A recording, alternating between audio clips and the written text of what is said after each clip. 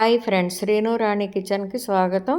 నేను ఇక్కడ ఒక గ్లాసు నార్మల్ కందిపప్పు, మసూరి దాల్ ఎర్ర కందిపప్పు తీసుకున్నాను. టొమాటో, ఉల్లిపాయ, పచ్చిమిర్చి, వెల్లుల్లి తీసుకున్నాను.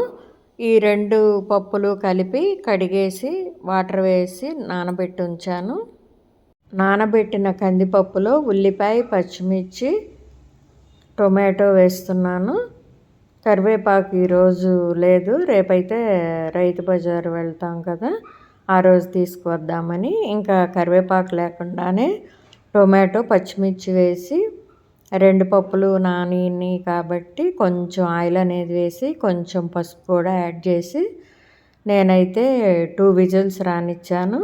ఈ కుక్కర్ త్వరగానే ఉడుకుతుంది. విజిల్స్ వచ్చాక ఎలా ఉంది అనేది ఇదిగోండి, ఈ విధంగా ఉడికింది.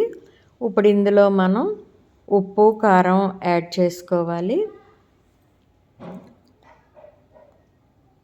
కానీ చాలా టేస్ట్గా ఉంది అన్నారు శ్రీవారు. ఇంకా అది మెదిపేసిన తర్వాత కొత్తిమీర కూడా వేశాను. ఇంకా పోపు అనేది పెట్టేసుకుందాము. ఎందుకంటే నేను పప్పు ఉడుకుతున్నప్పుడు ఉల్లిపాయ అనేది వేయలేదు కదా, పచ్చిమిర్చి, టొమాటో మాత్రమే వేశాను. నెయ్యి కొంచెం, ఆయిల్ కొంచెం వేశాను. పప్పు మీద పక్కన పెట్టాను. వెల్లుల్లి, నార్మల్ ఉల్లి వేశాను.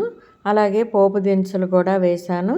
ఇది మొత్తం వేగనిద్దాము. ఈ విధంగా ఉల్లిపాయ పోపులో వేయటం వలన పప్పు టేస్ట్ అనేది బాగుంటుంది. కొత్తిమీర కూడా కొంచెం సన్నగా కట్ చేసి వేశాను.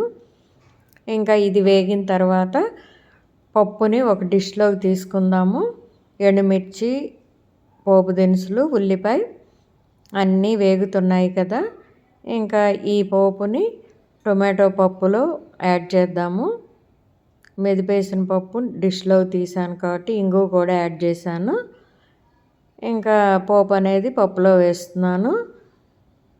మసూరి దాల్ నార్మల్ పప్పు వేసి టొమాటో పప్పు అయితే ఈరోజు చేశాను.